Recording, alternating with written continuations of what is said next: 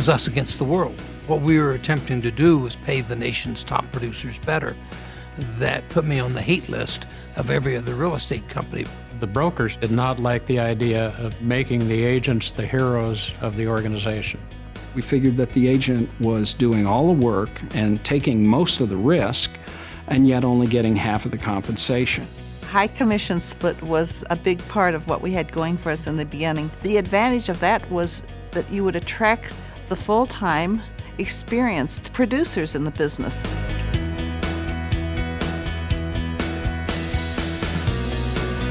RE/MAX has always been that pioneer. We basically taught agents how to promote themselves. It was revolutionary. It was different than the way real estate had ever been done in the past. The first month, I took over 1,000 phone calls, 204 face-to-face interviews, and 4 people signed up. And the whole industry was knocking us and telling us that we were nothing but a bunch of cowboys and yahoos. And we went to the Colorado Association of Realtors convention, and so we passed out red, white, and blue pens, and it said 100% in the center, I up mine, now up yours. We weren't liked very well, let's just put it that way. But we became respected because of the fact of the numbers that we were doing, the quality of the agent, the integrity of the agents that we were bringing on. We evolved, and what happened was we coalesced around one image.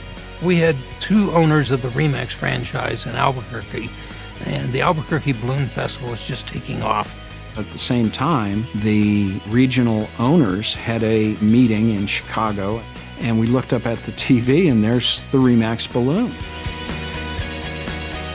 Nobody wanted it as a logo. It was just, isn't that cute, our balloon's up in the air. We took a silly little symbol and turned it into this massive icon of what professional real estate is supposed to be about.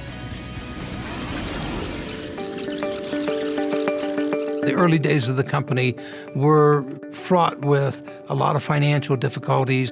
We had to sell a franchise in order to make payroll. We had to sell another franchise in order to pay the rent. It was just an absolutely terrible market. In 1980, we lucked out and sold to 2 extraordinary business people, Frank Polsler and Walter Snyder. Of course, we were extremely impressed. They showed us the best of the best, and we thought we could repeat that in Ontario. We thought there was a great opportunity in the marketplace for this type of brand and this type of business model. Dave looked at my financial statement. He said, Frank, you're broke.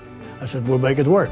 They convinced us that they could do the job, and they totally turned the company around. Frank and Walter understood franchising. They fell in love with our concept.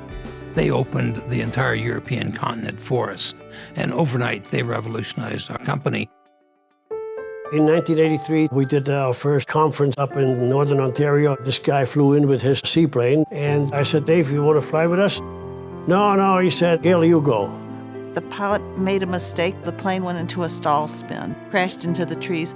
Killing the pilot and putting Gail and the other 2 passengers in the hospital for years. Originally, they told Dave that she would be lucky to make it through the night. Even if she does come out of it, she may be a vegetable. She may never be able to walk. She may never be able to talk. He read motivational books to her, even though she was in a coma. And the doctor said, son, she can't hear you. He said, I'm going to keep talking to her, and I'm going to sleep here, and I'm going to be with her until she gets well. When she finally went into the rehabilitation center after she got out of the coma, they said that her hopes of ever walking were not very good. And she looked at the doctor and she said, I will walk out of here. I can remember her appearing at the convention, this frail 95-pound, head-shaved wisp of a woman in a wheelchair. And she stood up in that wheelchair and waved with her other arm in a sling. Not a dry eye in the place. That she wouldn't let it take her down. And I think that ignited all of us to work even harder and harder.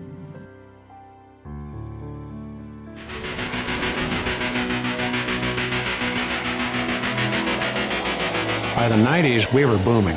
At our 20th anniversary, we'd reached 30,000 agents. And at that point, we really started to become a factor in the country. The agent number meant market share, meant market presence, meant advertising dollars. the premier best agents in the business, best customer satisfaction, the best brand name awareness, the most market share, the best web presence. All these things are the RE/MAX brand. The 90s were impacted by technology, and RE/MAX was in the forefront of that. We became the first real estate company to have a satellite TV network. We opened the convention at the National Association of Realtors with a huge booth, cameramen interviewing people. We made such a smash hit the first day that by the second day, 30 or 40 of our competitors all had whiteboards up in their booths that said, "We too have national television coming." We had the tools to help make agents and brokers more successful than they had ever been in the past. Our national company, our regional companies, our broker owners. We are all specialists in providing products and services to help top producers become more successful. We are totally devoted to the top producer.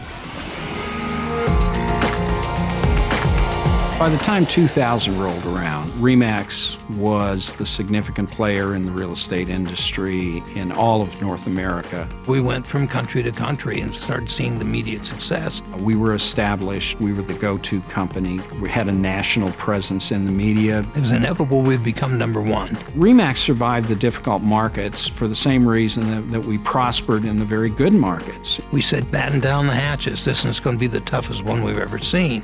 Dave, being the visionary that he is, realized what agents needed to do was change the focus of their business. First, we saw the unbelievable number of foreclosures and REOs coming and said, you've got to prove to bankers you can handle REOs. It's going to be the business we have. We started teaching the CDPE course and pushed the short sales. We went to Fannie, Freddie, FDIC, Treasury, and HUD. We helped them rewrite the short sale rules. So we embraced the changes. If you have a company that's built with the very best brokers and the very best agents, it's going to prosper. To be affiliated with the best agents, the best broker owners and managers, that's been the best 40 years of my life. There's no words to explain how much we appreciate the real estate agents and broker owners that work with us. They built this company. It was a passion for the organization. It was an absolute love for the people in RE/MAX, and we never lost our focus.